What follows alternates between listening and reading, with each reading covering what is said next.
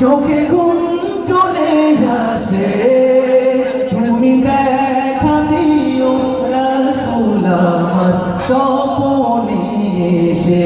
চিল্লা গেল যদি নাত লিখতে চোখে ঘুম চলে আসে, তুমি দেখা দিও রাসূল আমার স্বপনে এসে।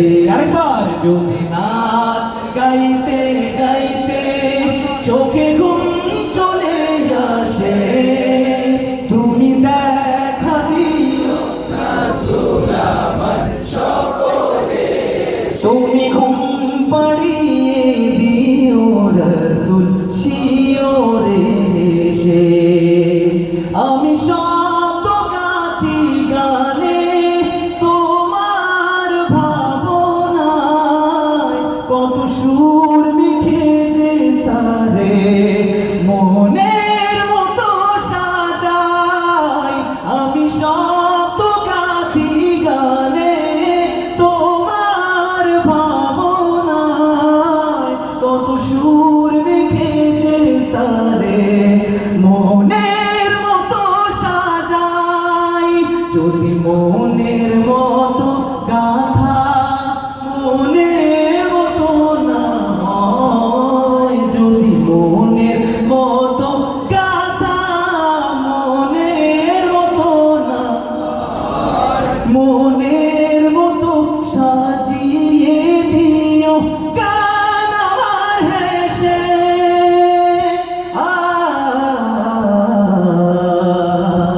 গান আমার হেসে।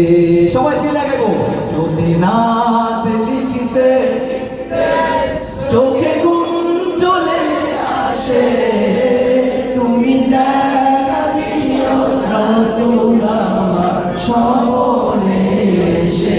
সে যেহেতু রাগ করছিল তাই প্রথমে দাঁড়িয়ে ধরলাম, ঠিক আছে? এখন সবটা আপনারা গাইবেন আবার। যদি নাত লিখতে চোখে ঘুম চলে আসে, তুমি দেখা দিও রাসূল আমার স্বপনে এসে।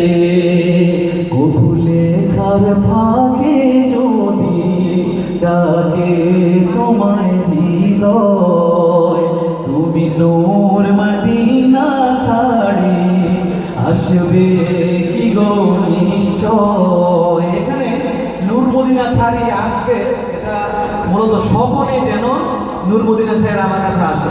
এটা তো জায়েজ হবে নাকি? অনেকে ভুল বুঝে যে আমি এখন চাইতেছি হাজির নাজির হোক, এরকম কিছু না। আমি চাই আমার স্বপনে যেন নবী আসে। কভু লেখার ফাঁকে যদি ডাকে তোমায় হৃদয়, তুমি নূর মদিনা ছাড়ি আসবে কি গো নিশ্চয়। একবার গাইবো কভু লেখার ফাঁকে ডাকে তোমায় হৃদয়, তুমি নূর মদিনা, তুমি নূর মদিনা আসবে কি গো নিশ্চয়।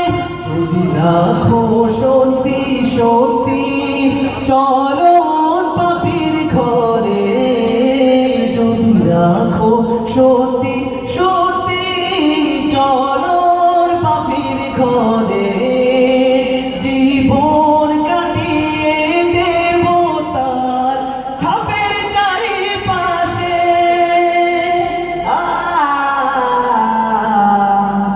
ছাপের চারিপাশে। আবার গাও যদি নাতে গাইতে লিখতে চোখে ঘুম চলে আসে,